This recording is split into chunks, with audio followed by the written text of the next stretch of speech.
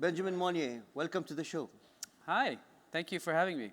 So, Benjamin, you and your brother came to Dubai almost 18 years ago. Yeah, that's right. Started JBM, Yes, which was mainly for sound production back then. correct. So, what brought you to Dubai? Well, Dubai itself, it was an up-and-coming emerging market, but obviously the opportunities were amazing, and we wanted to come and check it out. And as soon as we arrived, we met this gentleman, Mohammed Harib, who was working in the same field as us, and he spoke about a really cool project. We were thinking of doing something with media, opening up a studio here, and he said, hey, listen, I have a new project. So we said, well, you know, it's the right time at the right place in that sense. So we opened up the studio in Media City, and then from there goes history. And I think you came at the right time because Dubai in the early 2000s was really booming. As you said, you just moved into Dubai Media City, which was a free zone, and a lot of companies were migrating to Dubai to do, you know, amazing things. And there was this very, very unique energy to do something new. But I think the whole notion of creating something new when it comes to media is something that is very hard to convince people with. We all know Freej, and I think you know, having you on board doing the music for Freej and the sound for Freej, I think was probably the best start anyone can have.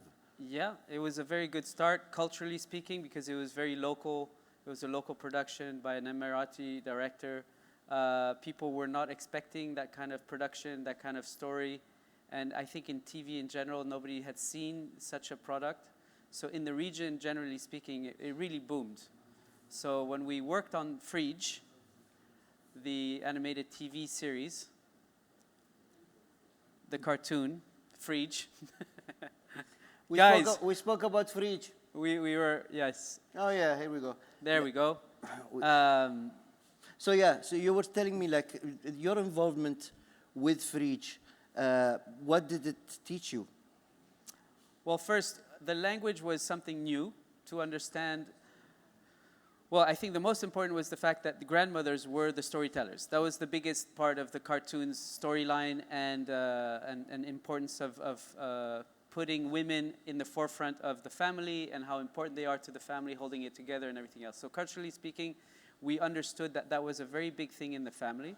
And on top of that, I think the production at that time was not at its standard, and we pushed the boundaries. And that was for us another kind of challenge and achievement at the end when we finished, to really get to that, you know, level of homegrown production at an international standard. And I think Freej went on to become one of the most viewed shows in the history of the UAE. It recently, of course, became the first Arabic show ever to be dubbed in Japanese. But I don't think having these characters stuck in a TV screen was the end of it, no? Because soon after I heard, or we all knew that, you know, there was talk about having a theme park being built for these characters back in the day.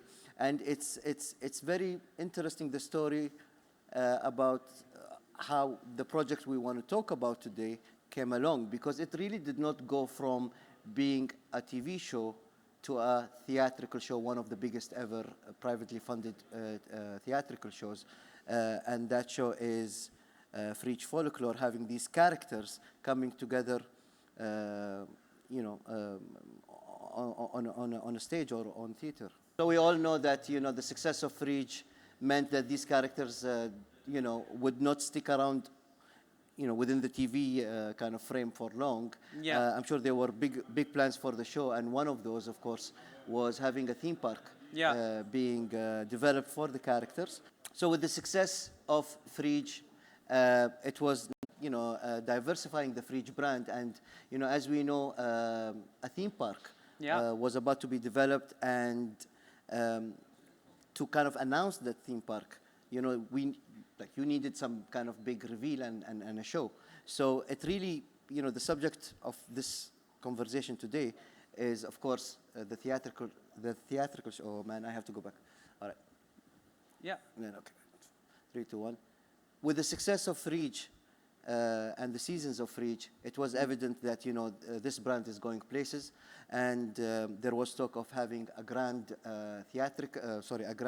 theme park Yes. that was going to be built, which kind of leads us to the project we want to talk about today, which is Freej Folklore.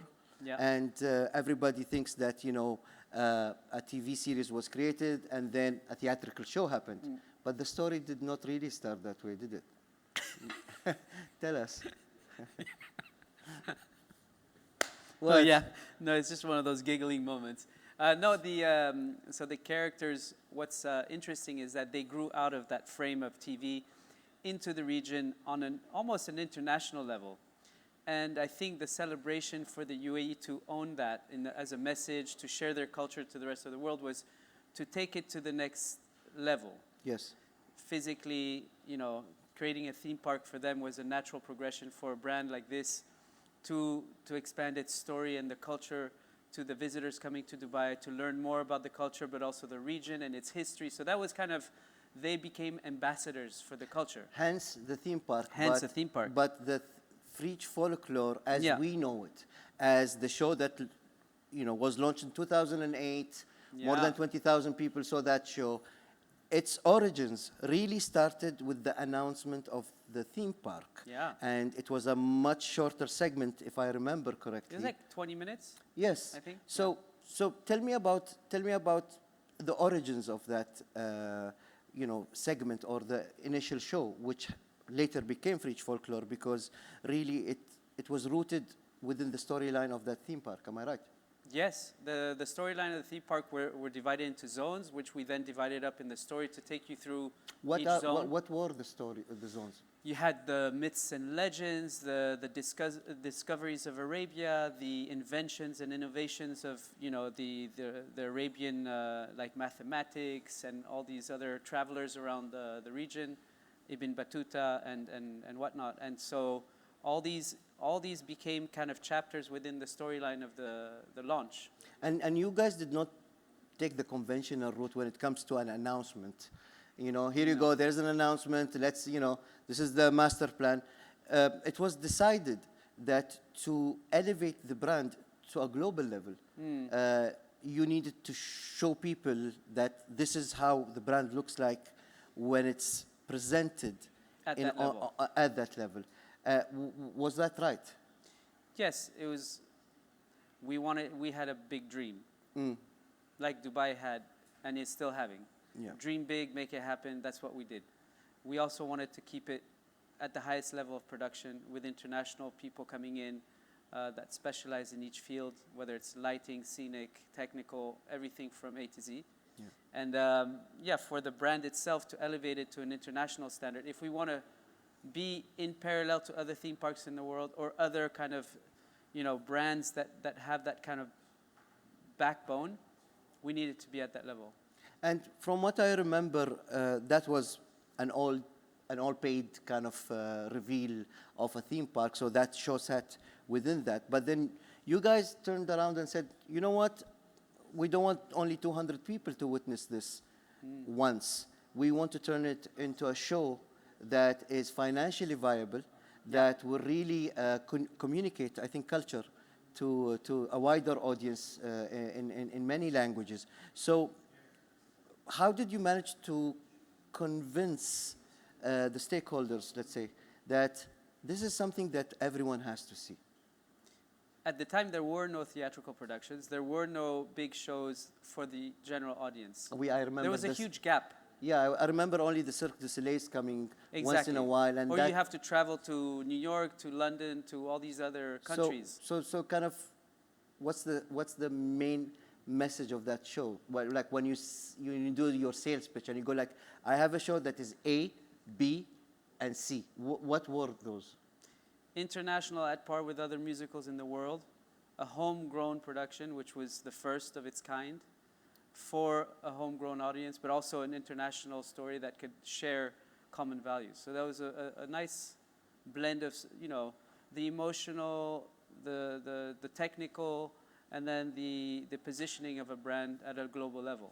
And I think you're slightly humble when you communicate that, because everybody who came and saw the show, it's such, it's you know, the bar has raised a lot when, you know, compared to other productions, and even globally, the mixture of techniques that were used, you know, were like unheard of back then. That brings me to kind of, you know, talking about Freej as a brand. Yeah. How did you translate these characters on stage? How did you make them believable? We turned them into, they are 3D characters, but we turned their 3D characters into holograms. Holograms. Let's talk about holograms, because, you know, many people know what a hologram is, but you're not talking about any hologram. You're talking about probably one of the biggest At the ones. time, it was the biggest hologram stage setup, a very big kind of. How big was the hologram stage? I mean, the stage hologram space was roughly 16 meters wide. Wow. Yeah, And it the was big. entire stage is how big? 42. That's not a conventional stage. That's a very No, big it was stage. yeah, very big stage. And- You can run around freely. And this allows you, having a stage like that, I Yeah. think it was also a multi-layered stage when it Yeah. comes to depth. Yeah, So you yeah. didn't have one stage. So you had the wings of the stage. You Yes. had behind the, of course, behind the hologram, there was another stage. And I think when I saw the show, there was certainly magic when it came to, you know, the live performers and the cartoon characters really, you know, standing on that stage, and you believing that they are suspended there. In reality, they're not projected on a wall or anything. So I think that was a very kind of unique move that many people till now remember. Yeah. That how real these 3D characters looked They didn't know if they were real or not. at one Because we point. integrated real life footage in digital. So, Yes. you know, you would have a performer filmed, integrated in a 3D background, in a 3D environment. Then you'd have live performers with physical presence, physical props, mixed with that image. So we blurred the lines between reality and the unreal. Yeah. That's And- where and- that trick with lighting and music and animation, everything kind of blended. It's a long process, but once you get it right, it creates this one image. And speaking about performers, I know you guys had a, you know, like a whole troupe when it came to, you know, dancers on an international level. Yeah, from around the world. From around the world. And also you had performers that are locally based. Yeah. Especially for the Emirati cultural sections. You had a unique cast of, you know, people who you know, work on, you had unique people who performed acrobatic roles, and then you had special guest characters. I will speak about them later. You know, probably the hardest kind of casts you'll find in a show. Yes. But choosing these performers and working with them, and, you know, it's all about sync when it comes to that. How long did they train for these people? Off-site, we had a good month and a half, but we chose a variety of dancers that were representative of either folkloric dance, from Asian dance to Spanish to different international backgrounds that had influence of Arabia, because we had this Silk Road segment. Then we had very modern dance, which was reflecting the modernity of Dubai. Then we had, of course, the folkloric Khaliji dancing, which represented the culture of the UAE, and children as well, to represent youth. So we had a very eclectic troupe, but they were chosen from around the world to make sure that we had the best of the best. You know, I'm really surprised that a company as young as yours, who really was originally focused on creating content for a TV show, would jump this drastic jump when it comes to kind of, as you said, mentioning performers, mentioning a hologram, mentioning you know, dancers, and many, many other elements, and everything is happening live. You know, there's no room for like, you know, fixing things on the go. Usually, these kind of productions would require a team that is mature enough, been there, done that. That's what we were told. But it's with Freej Folklore, what gave you that confidence and that boost that, you know, if I did this, I really can pull this one off? So we were trusted in doing it, first of all. Yes. Having proven That's half the solution or half the problem. You have that's one side. And then the kind of DNA of Dubai at that time was to really push the boundaries.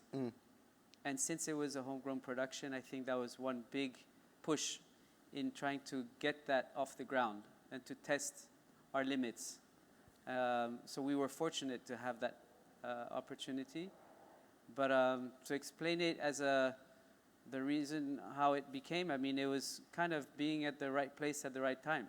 And how did you go about it? So here we are, we have a show, we're developing a show. Did you go to like one source who you said, you know what, I'm giving you everything, I want you to create a show? No, no, no. Did you like look at the chapters of the show, the requirements that are there? Everything. Every single piece of the show was curated with the right profile of person or team or company that was the best to execute that section. And is that, you know, the norm when it comes to projects like these, or this was because you were just starting? Like, if I ask you again to do this show, would you go to kind of the same method in producing the show, or you would have, you know, to rethink how you present? No, we learned a lot. We learned a lot of methodology and production and efficiency. Probably all saving money. Saving money. Saving time. Saving time and money. No, I think I would do it again because you learn so much from creating something unique and fresh, so you don't repeat yourself. So I would not repeat myself. And on top of that, you learn so much more every time you meet new people that have talent. So then that it feeds your brain with creativity, which is what we live for. So it's all about being passionate and having that as the driving force. Awesome. So you spoke that you had performers from all around the world, from many cultures, dancing to the tune of many cultures. So when it came to developing other cultures than Arabia, how did you go about that? And what, you know, was there a certain treatment you wanted to go for? Yeah, I think not only for originality, but for the audience to relate to that culture or that part of the world. We chose the artistic kind of brush from each of these cultures to represent that visually. It's almost when I saw the show, it's almost like as if the culture is representing itself through its own art. Exactly. And like archive maps or relics and references would then be turned into animation, and whether it's 2D, 3D, whatnot. It was all a mix of different styles. Yeah. But yeah. It's interesting because you really targeted certain like renowned artists when it comes to every section, and separate studios, let's say production studios, to do certain sections. And you know, I think from what I understand, that many of these studios won awards, some of them Oscars, on other projects. So definitely I think you're either lucky or fortunate to. Yeah, when you have the chance to choose at that level, it's like being a chef and having the best ingredients. Oh, awesome. So this is very kind of challenging when you want to represent these cultures in their own unique art style. But then you would think it's very simple to represent the country's culture because it's there, you've seen it, it's very understood. But I think it comes with a certain element of chaos. Because also, let's say I'm Emirati, having dancing troupes and, you know, kids with rifles spinning or hair dancers. I don't think they kind of, they're not used to fitting into the whole, let's say, rhythm of an international stage show. How did you manage to kind of rein them in and really kind of focus on getting the best out of them? The Emirati cultural and folklore dancing, I think it was a learning curve for them and for us and for everyone. We had to, I think through time they kind of got it. Yeah. Off stage, they started listening to the music. They hear their beats. They hear their, you know, the references that they kind of click to. Yes. And then bit by bit, as they get into stage mode and they see the space, they get, whether it's Excited, maybe.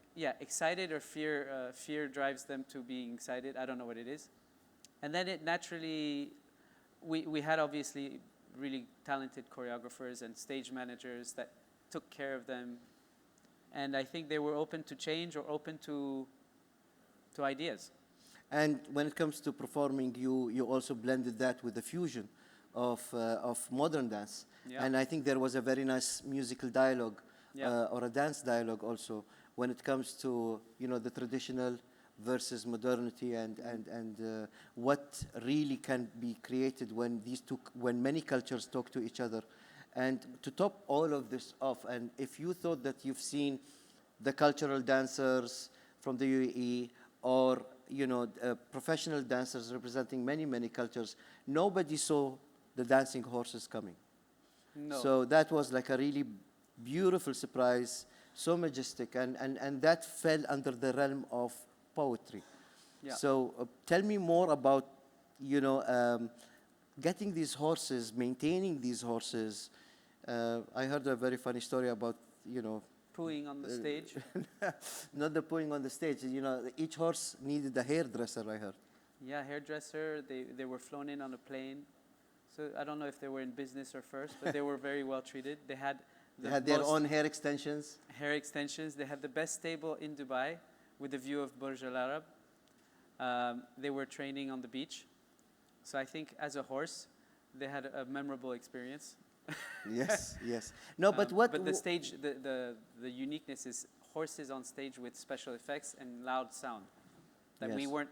I didn't know how animals. You know, you bring your Yeah. dog to a loud No, place. I've seen it in the show. They're not only performing, but running or galloping from one end to the next. I think we shared a clip of that. Yeah, I I'm think not if we have something to do with the horses, maybe we should see that. Can you because- scroll into the timeline? Yeah. A little bit further down, there's a sequence with the horse. But it's okay. We can always cut to that later. Yeah, cut. Yeah, It's later. It's go later. for here. No, it's later. Right after this. Stop. Your timer never started, just to let you know. Okay, that's good. 20 Because then minutes all in. this section is really interesting. You know, like the Yeah, falconry. that's yeah. You can, that segment itself is maybe 3 minutes, Yeah, I know, but which is good because we don't maybe need to talk. Yeah. No, because yeah, you can see these things because this is about cultures and dances and everything. Yeah. Oh, we had a falcon. Yeah. He No, didn't but- fly into the audience. They could have flown into the audience. Yeah, listen, if we do this one more round, we will get into these nitty-gritties. I just want to make Yeah, it flow. and then the horses come in, la-di-da-di-da, fast forward. Here we go. Yeah, this is nice. You can Look at start this from guy. here. Yeah, I'm training. No, but there is also one shot of them I'm like rich. with production on them, with the like projection on them. Yeah, just after this, there's projection. This is like surfing day. Look at that guy.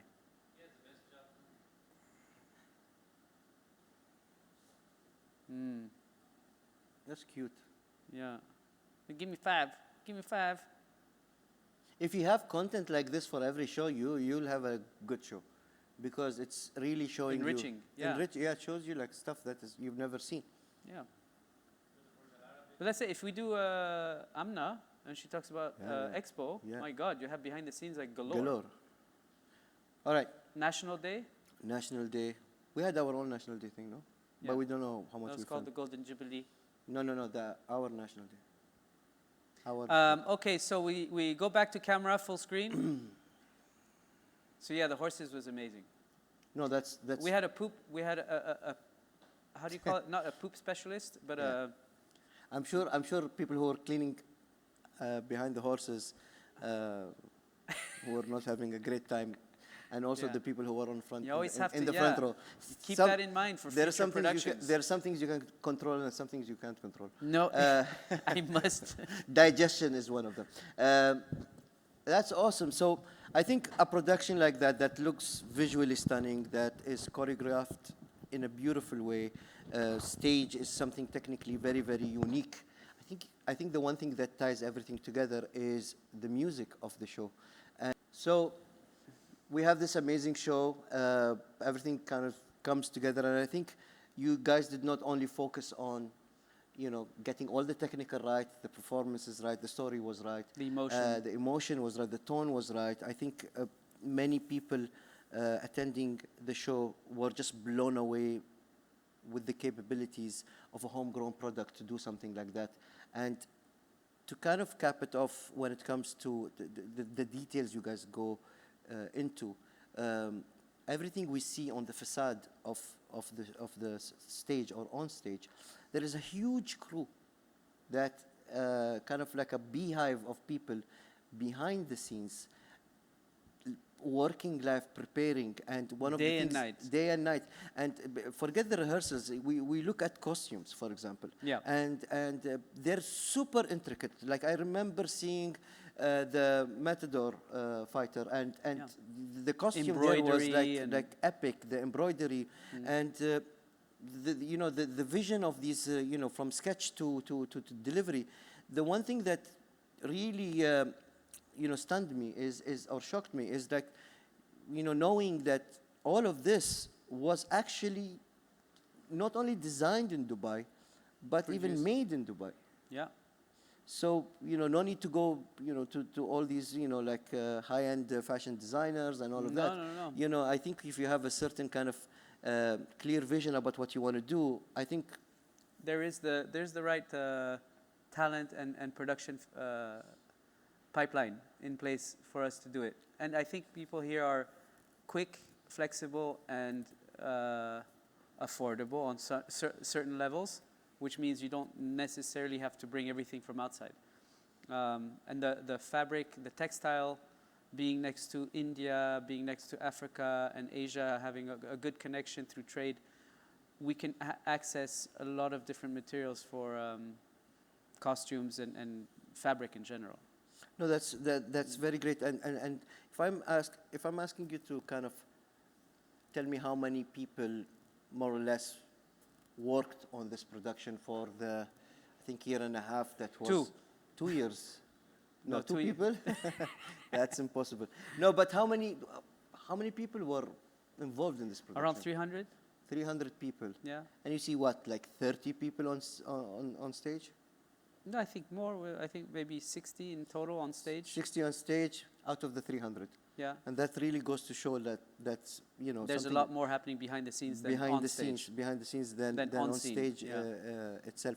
Well, Benjamin, this is like an eye-opener for all of us. I think, you know, you guys really push the envelope when it comes to creating a show that has a legacy that lives on till today. Yeah. I know we miss it.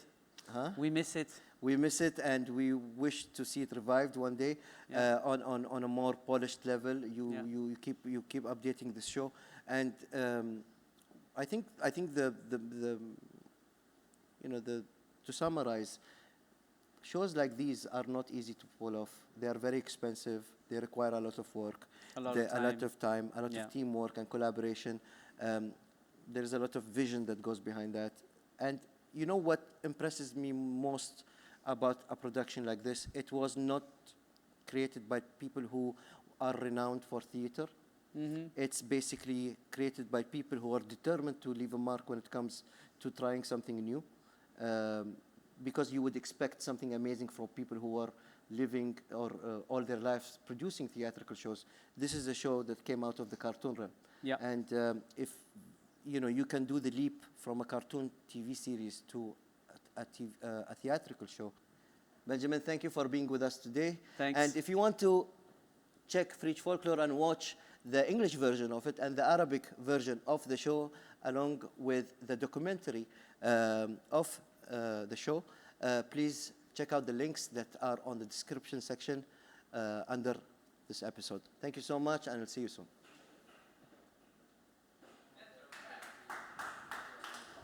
That was good. I think you should How go long- how lights long- off, but it's okay.